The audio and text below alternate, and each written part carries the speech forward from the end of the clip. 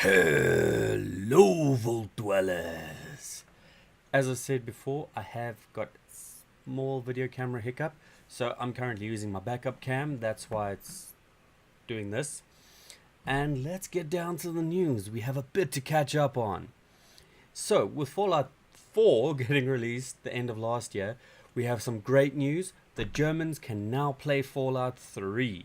The banning got revoked after many years, 7. But now you might think this is ridiculously unimportant as the game is extremely old, blah de blah. But what it does mean is that future bannings can be opposed a lot easier and possibly not even put into place. I am all for rating of games, but full-blown banning seems to be overused quite a bit in some regions. Brazil Rating Department, please, if you can, leak more information. We haven't heard anything about the Bioshock collection that was supposed to come out at the end of last year, since last year, and now we at least know that ratings have been provided for an Xbox, PS4 and PC version of the game. I'm really excited. It's one of my favorite games, and would you kindly?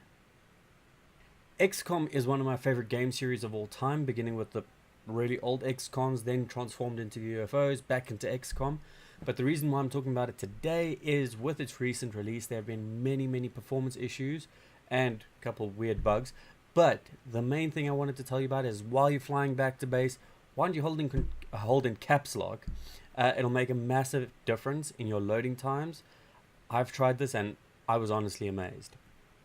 Now, go kill those Xenos. A new roguelike got released last week. I think it was last week. Flame in the Flood. You'll be sure to see me giving it a try at some point in the next week or so, if my internet allows. Something you might not know. It seems Fallout and XCOM is going to be a bit of a recurring topic here. Fallout came out with their own tactical squad-based game a couple of years ago, Fallout Tactics. Now, XCOM is being majorly successful on the market currently. BioWare has been asking questions whether we would like to see Dragon Age, but as an XCOM style squad-based tactical simulation game. Now, personally, I would say go for it because I love that style of game. And secondly, I would love to kill those Darkspawn in like turn-based style. As MOBAs go, I have done everything from refereeing Dota way back when it was a Warcraft 3 mod, and playing Dota myself, playing Dota 2, playing League of Legends, playing Heroes of New Earth, worst one of the lot, and then playing Smite. Smite being my favorite, Heroes of the Storm as well, but we're not mentioning that right now. Smite is actually one of my favorites in the genre. The third person view, the action based, it's very where you aiming is where you hit. So it's got a bit more of a tactical, not tactical, reaction base there. Latency kind of screws us over a little bit, but so as South Africans, we're pretty used to that. The reason why I'm actually talking about it is PS4 is getting their own version of the game with the Xbox One release end of last year, October if I remember correctly. What was nice was the Xbox One version and the PC version linked accounts. I haven't been able to confirm that all my new things that I unlocked on PC got unlocked on Xbox, but that initial linking was quite cool, meant I got a lot of gods straight out the box when I started playing on Xbox One. One thing Mass Effect did really well, sucks about the Andromeda news being moved to next year, but what it did really well was the choices you made in each individual game carried over to the later games. For instance, in the first game where you talk to the one crime chick who wants to take out her partners and blah blah, I convinced her to renounce the life of crime and such. And then when I met her in the next game, she was actually working as a civil servant, helping people get back on their feet. On Zero, the space station with wow, I haven't played that game in a while. But anyway, so because your decisions carry over between each game, it kind of made quite a fun experience because you really got attached to those characters. Now there's a new RPG coming out called Consortium. Game 1 is already out on Steam, but they were trying to release a new game called Consortium The Tower, which also took those RPG elements that carried over every decision you made. Unfortunately, its Kickstarter did fall away. It didn't make it in time, but they are looking at other funding options. Looks like they're going with FIG funding at the end of this month. Firewatch is an exceptional exploration game, but you will expect about 2, maybe 3 hours worth of experience out of it, more if you end up replaying some of it, trying some of the different paths. Now, I'm talking about this purely because firstly, it's a great freaking game, and secondly, what they're adding on is printable maps so that you can do almost a co-op experience with somebody else, similar to the way Keep Talking or Nobody Explodes worked, where one person had a bomb manual and the other person disarmed the bomb. So now here you have one person playing the role of Henry and the other person reading the maps for Henry. I'm not sure if this is going to have enough involvement to make the game really, really enjoyable, but for someone like me who's already finished the game, I can possibly lead someone else through the game this way and enjoy the experience with them. Rocket League is getting a Batmobile! Pokemon Omega Ruby and Sapphire Alpha were supposed to be the last of the series ever, but now we've got the announcement of Pokemon Sun and Moon. I don't ever expect these games to end, and I'm completely okay with that. They are expected to hit holiday season 2016. A little known fact, Gears of War 1 originally did come out for PC and Xbox. Unfortunately, I don't know whether it was the control scheme or the port, but it controlled like a brick shithouse. I would never recommend the original Gears of War to anyone on PC. Play it with a controller, it's the way the game was designed. But now they've announced the Gears of War Ultimate Edition coming. Well, actually, they didn't announce it, they just freaking released it. Roughly 400 Rand for South Africans. They just released it, and now we get this game. I'm not sure if it's going to play as badly as the original did, but I'm willing to give it a go. And you know, all bugs aside, we get Gears of War in 4K resolution. This next piece of news is a little difficult to actually decide which side of the fence I'm sitting on, because originally you got a PC so that you could have a customized, personalized experience.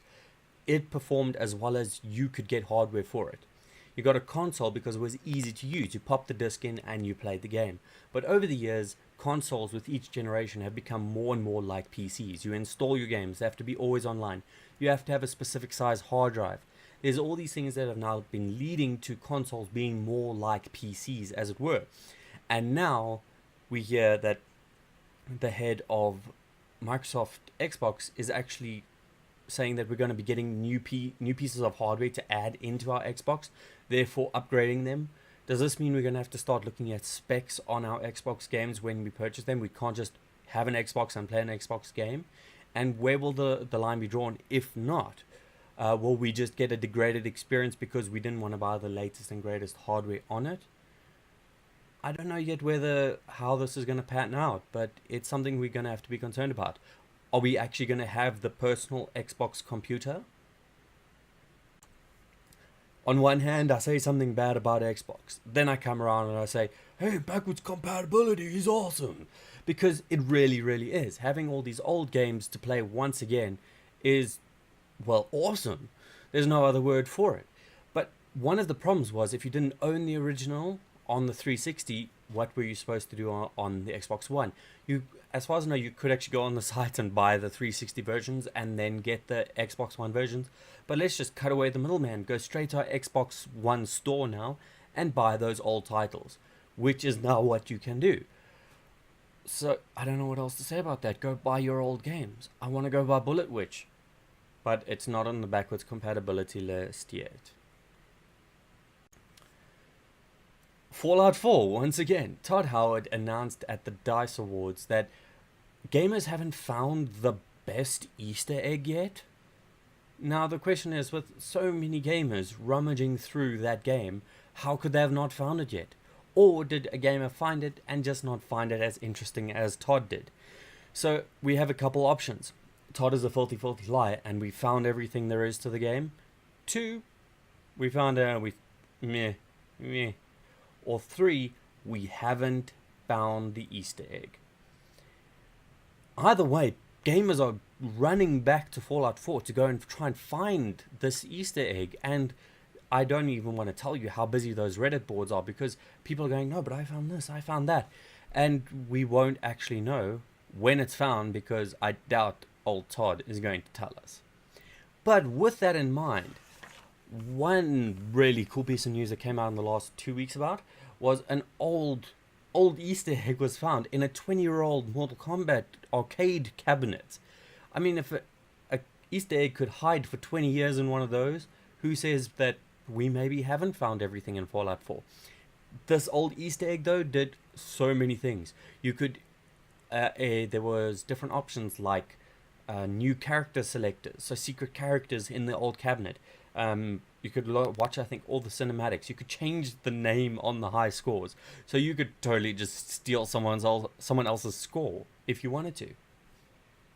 I'm not gonna judge. It's a 20-year-old cabinet. And that's all the news that I found really interesting over the last 2 weeks. I try to keep note of it as the week goes on. Hopefully we won't have this issue next week, but I have ordered a new camera. It's only scheduled to arrive at the end of March. So you're going to have to look at this grainy face for a little while longer. I'm sorry. But otherwise, keep it real. So remember, please give me a thumbs up if you liked it, thumbs down if you didn't, and if you can, why don't you hit subscribe now?